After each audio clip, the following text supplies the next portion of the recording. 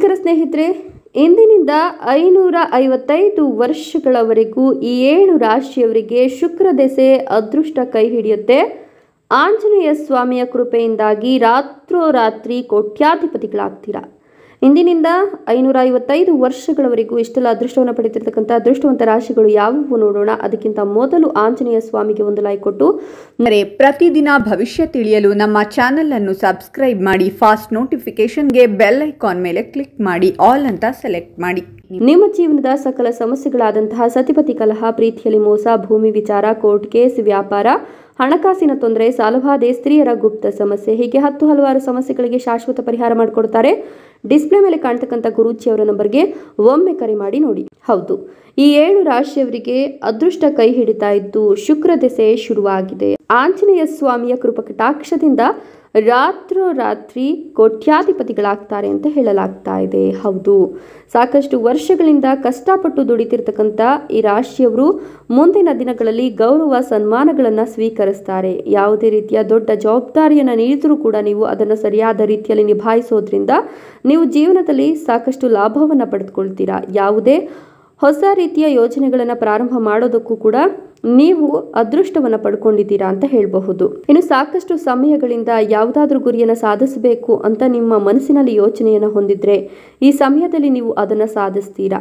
ವೈವಾಹಿಕ ಜೀವನದ ವಿಚಾರಕ್ಕೆ ಬಂದರೆ ಈ ರಾಶಿಯವರು ದಾಂಪತ್ಯ ಜೀವನದಲ್ಲಿ ಸಿಹಿಯನ್ನೇ ಅನುಭವಿಸ್ತಾರೆ ಅಂತ ಹೇಳಬಹುದು. ಇನ್ನು ಈ ರಾಶಿಯವರಿಗೆ ಅತ್ಯಧಿಕ ಧನ ಲಾಭವಾಗುವುದರ ಜೊತೆಗೆ ಇನ್ನೊಂದಷ್ಟು ಕ್ಷೇತ್ರದಲ್ಲಿ ಯಶಸ್ಸನ್ನು ಸಾಧಿಸುವ ಎಲ್ಲ ರೀತಿಯ ಅವಕಾಶಗಳು ಸಿಗುತ್ತೆ. ಇನ್ನು ಈ ರಾಶಿಯವರು ಇಷ್ಟು ದಿನ ಅನುಭವಿಸಿದಂತಹ ಕಷ್ಟಗಳಿಂದ ಜೀವನದಲ್ಲಿ ಎಲ್ಲ ರೀತಿಯ ಕಷ್ಟಗಳಿಂದ ಇವರು ಮುಕ್ತಿಯನ್ನು ಪಡೆದುಕೊಂಡು ಸಾಕಷ್ಟು ಲಾಭದ ಯೋಗಗಳನ್ನು ಪಡೆದುಕೊಳ್ತಾ ಇದ್ದಾರೆ. ವಿಶೇಷವಾಗಿ ಈ ರಾಶಿಯವರಿಗೆ ಸಂಪತ್ತಿನ ಭಾಗ್ಯ ಸೇರಿದಂತೆ ಆರೋಗ್ಯದಲ್ಲೂ ಕೂಡ ಉತ್ತಮ ಬದಲಾವಣೆ ಆಗುತ್ತೆ. ಜೀವನದಲ್ಲಿ ಬೇಕಾಗಿರ್ತಕ್ಕಂಥ ನೆಮ್ಮದಿ ಸಿಗುತ್ತೆ. ಹಾಗಾಗಿ ಈ ರಾಶಿಯವರನ್ನ ಭಾಗ್ಯವಂತರು ಅಂತಲೇ ಹೇಳಬಹುದು.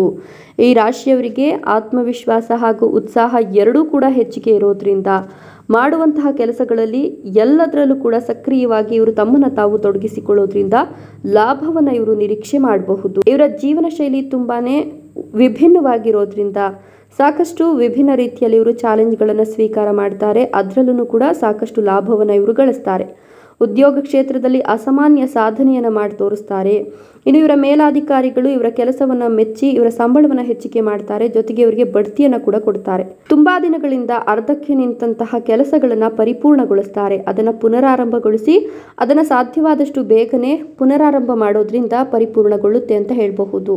ಇವರ ಸ್ಥಾನಮಾನ ಹಾಗೂ ಜವಾಬ್ದಾರಿಗಳು ಕೆಲಸದ ಕ್ಷೇತ್ರದಲ್ಲಿ ಜೊತೆಗೆ ಸಮಾಜದಲ್ಲೂ ಎರಡರಲ್ಲೂ ಕೂಡ ಹೆಚ್ಚಿಗೆ ಆಗುತ್ತೆ. ಮನೆಯಲ್ಲಿ ಇವರನ್ನು ಕಂಡ್ರೆ ಆಗದವರು ಇನ್ಮುಂದೆ ಇವರನ್ನು ಕಂಡು ಬಹಳಷ್ಟು ಪ್ರೀತಿಯಿಂದ ಮಾತಾಡಿಸ್ತಾರೆ. ಇವರ ಮಧ್ಯೆ ನಲುಮೆ ಅನ್ನೋದು ಹೆಚ್ಚಿಗೆ ಆಗುತ್ತೆ. ವಿಶೇಷವಾಗಿ ಸಾಕಷ್ಟು ವರ್ಷಗಳಿಂದ ಕಷ್ಟಪಟ್ಟು ದುಡಿತಿರ್ತಕ್ಕಂಥವರಿಗೆ ಸಾಕಷ್ಟು ಲಾಭ ಅನ್ನೋದು ಸಿಗುತ್ತೆ. ಇಷ್ಟು ದಿನ ಅನುಭವಿಸಿದಂತಹ ಎಲ್ಲ ರೀತಿಯ ಕಷ್ಟಗಳಿಂದ ಇವರು ದೂರವಾಗ್ತಾರೆ. ಯಾಕಂದರೆ ಶುಕ್ರ ದೆಸೆ ನಿಮ್ಮ ಕೈ ಹಿಡಿತಾ ಇದೆ. ರಾತ್ರೋರಾತ್ರಿ ನೀವು ಕೋಟ್ಯಾಧಿಪತಿಗಳಾಗುವಂತಹ ಅದೃಷ್ಟವನ್ನು ನಿಮಗೆ ಆಂಜನೇಯ ಸ್ವಾಮಿ ಕರುಣಿಸ್ತಿದ್ದಾರೆ ಅಂತಲೇ ಹೇಳಬಹುದು. ಇಷ್ಟೆಲ್ಲ ಲಾಭ ಮತ್ತು ಅದೃಷ್ಟವನ್ನು ಪಡೆದಿರ್ತಕ್ಕಂಥ ಅದೃಷ್ಟವಂತ 7 ರಾಶಿಗಳು ಯಾವುವು ನೋಡೋಣ.